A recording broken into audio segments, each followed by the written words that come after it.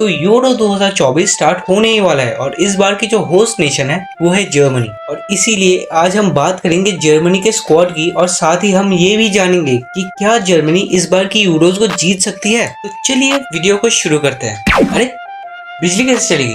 अरे कल ही तो बिजली का बिल दिया था।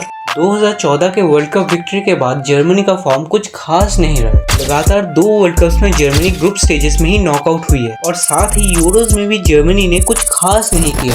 बाकी लोग के जाने के बाद जर्मनी के जो नए कोच बने थे वो थे हांसी फ्लिक। जब हांसी फ्लिक जर्मनी के नए कोच बने थे तब वो एक बहुत बड़े रेपुटेशन के साथ आए थे, लेकिन चीजें प्लान के मुताबिक नहीं गई। 2022 के कतार वर्ल्ड कप में हांसी फ्लिक की जर्मनी ग्रुप स्टेजेस में ही नॉकआउट हो जाती है और जापान के अगेंस्ट 4-1 से हारने के बाद हांसी फ्लिक को सैक किया जाता है। हांसी फ्लिक के सैक के बाद जर्मनी के जो नए कोच बनते हैं वो है जूलियन नागलसमैन। जब जूलियन नागलसमैन जर्मनी के कोच बने थे तब कई सारे सवाल उठ रहे थे, क्या नागलसमैन सही चॉइस है जर्मनी के नए मैनेजर बनने के लिए? क्योंकि जर्मनी के मैनेजर बनने से पहले नागलसमैन को बायर्न म्यूनिख से सैक किया गया था और साथ ही नागलसमैन की शुरुआत कुछ खास नहीं रही थी एज ए जर्मन कोच। लेकिन इस साल मार्च के महीने में जर्मनी 2 फ्रेंडलीज खेलने के लिए फ्रांस और नेदरलैंड्स के अगेंस्ट उतरी थी और इन दोनों ही मैचेस में जर्मनी ने शानदार परफॉर्मेंसेस ड्रॉप की। फ्रांस के अगेंस्ट 2-0 और नेदरलैंड्स के अगेंस्ट 2-1 से जर्मनी ये दोनों मैचेस जीती। और साथ ही 2024 में अगर आप जर्मनी का रिकॉर्ड देखेंगे तो दिखेगा कि जर्मनी ने 4 मैचेस में से 3 मैचेस जीते हैं और सिर्फ एक ही मैच ड्रॉ किया है,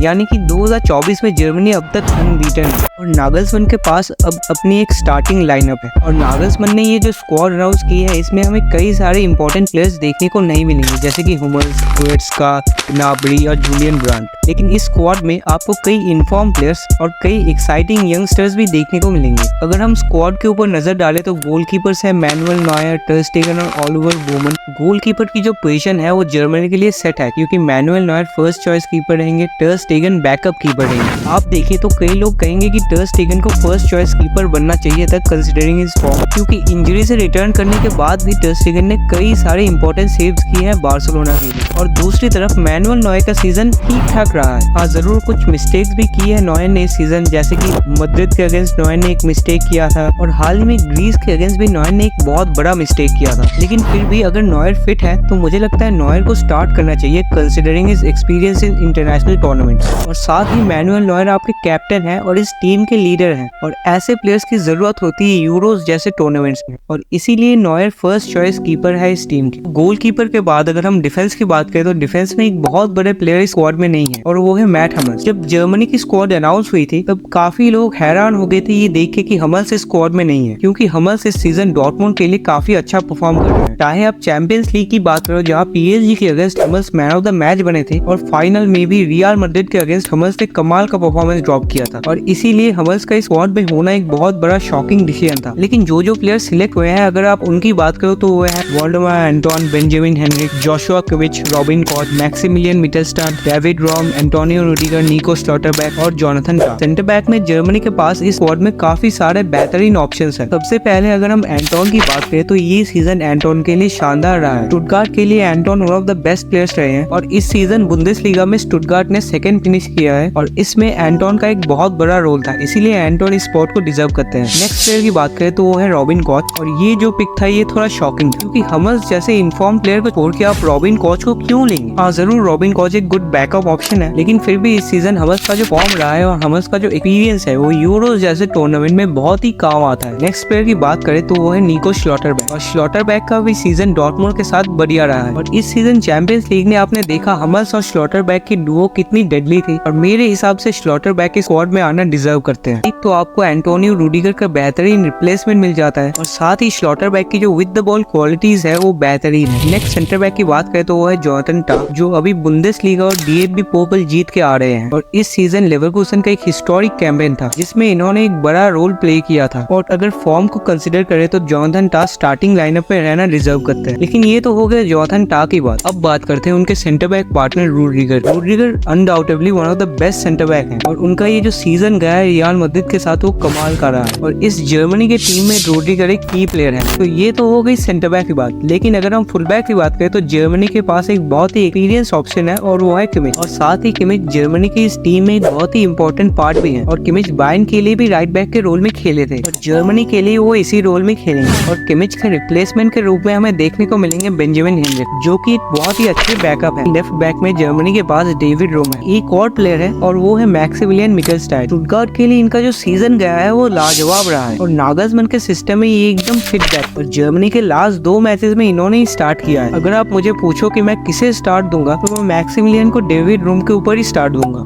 तो डिफेंस अगर आप देखो तो जर्मनी के पास सेंटर बैक में काफी सारे बढ़िया ऑप्शंस है, लेकिन जर्मनी की जो मेन प्रॉब्लम है वो है उनके फुल बैक, क्योंकि फुल बैक्स में जर्मनी के पास किमिच को छोड़ के उतने बड़े नाम नहीं है और किमिच की जो डिफेंसिव एबिलिटीज है वो थोड़ी वीक है। लेकिन डिफेंस के बाद अगर हम मिडफील्ड की बात करें तो जर्मनी की मिडफील्ड यूरोप में one of the strongest midfield है। मिडफील्ड में जो प्लेयर सिलेक्ट हुए हैं वो है Robert Andrich, Chris Fuhrich, Pascal Gross, Ilkay Gundogan, Toni Kroos, Jamal Musiala, Aleksandar Pavlovic, Leroy Sane और फ्लोरियन विर्ट्ज। तो मिडफील्ड में भी आप देख सकते हो कि कई बड़े नाम मिसिंग हैं, जैसे कि लियोन गोरेट्स्का और जूलियन ब्रांड। और मिडफील्ड में भी नागलसमैन ने इन्फॉर्म प्लेयर्स को सिलेक्ट किया है, जैसे कि गोरेट्स्का की जगह रॉबर्ट एनरिच, जिनका लेवरकुसन के साथ एक बहुत ही अच्छा सीजन रहा है। और जर्मनी के इस टीम में एनरिच का रोल बहुत ही इंपॉर्टेंट है, क्योंकि नागलसमैन के सिस्टम में अटैकिंग फुलबैक्स बहुत ही इंपॉर्टेंट होते हैं और इसीलिए एनरिच जैसे डीएम जिनका डिफेंसिव वर्क रेट बहुत ही बेहतरीन है, इसीलिए वो इस टीम में बहुत ही ज्यादा इंपॉर्टेंट हो जाते हैं। लेकिन अगर हम बाकी ऑप्शंस पे नजर डालें तो मिडफील्ड में पास्कल ग्रॉस है, जो कि ब्राइटन से आते हैं, जिन्होंने प्रीमियर लीग में इस सीजन 4 गोल्स और 10 असिस्ट प्रोवाइड किए हैं और हाल ही में ग्रीस के अगेंस्ट भी इन्होंने गोल स्कोर किया है। तो ये एक बहुत ही अच्छे बैकअप ऑप्शन है। फिर उसके बाद पाव्लोविच है, जो एक कमाल के यंगस्टर है, एक फ्यूचर प्रोस्पेक्ट है बायर्न और जर्मनी के लिए। और इसके बाद आते हैं फ्रैंकफर्ट के एक और स्टार क्रिस फुलरिच,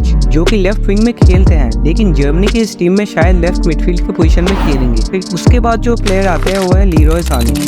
आप सबको पता ही है कि लीरोय साने कितने ज्यादा इंपॉर्टेंट प्लेयर है इस टीम के लिए, क्योंकि जो इंडिविजुअल क्वालिटीज है लीरोय साने की वो जर्मनी के लिए बहुत ही ज्यादा इंपॉर्टेंट है। लीरोय साने की जो ड्रिबलिंग एबिलिटी है, उनकी जो पेस है, वो मैचेस में एक डिफरेंस क्रिएट कर सकती है। साने के बाद जो नेक्स्ट प्लेयर है वो है गुंडोगन, और गुंडोगन का जो ये सीजन था बार्सिलोना के लिए वो अमेजिंग था। इस सीजन गुंडोगन के नाम 5 गोल्स और 14 असिस्ट, और साथ ही गुंडोगन इस सीजन बार्सिलोना के लिए one of the best players थे और जर्मनी के लिए भी गुंडोगन एक बहुत ही इंपॉर्टेंट प्लेयर है। और अब तो गुंडोगन टीम कैप्टन भी है, लेकिन गुंडोगन का जो रोल होगा इस टीम में वो है नंबर 10, क्योंकि नागलसमैन गुंडोगन को इसी रोल में यूज भी कर रहे हैं और मुझे लगता है गुंडोगन इस रोल में अपना गेम भी खेल पाएंगे। लेकिन जितने इंपॉर्टेंट गुंडोगन है इस टीम के लिए, उतने ही इंपॉर्टेंट है टोनी क्रूज। जब से टोनी क्रूज ने इस टीम में रिटर्न किया है, तब से जर्मनी का गेम बहुत ही ज्यादा इंप्रूव हुआ है। टोनी क्रूज का जो एक्सपीरियंस है, उनके पासेस है, उनका जो विजन है, वो जर्मनी के लिए बहुत ही ज्यादा इंपॉर्टेंट है इस टूर्नामेंट में। और ये टोनी क्रूज का एज ए फुटबॉल प्लेयर आखिरी टूर्नामेंट होने वाला है। वैसे अगर आप टोनी क्रूज के प्लेइंग स्टाइल के बारे में जानना चाहते हो तो हमारी एक वीडियो है how good was Toni Kroos,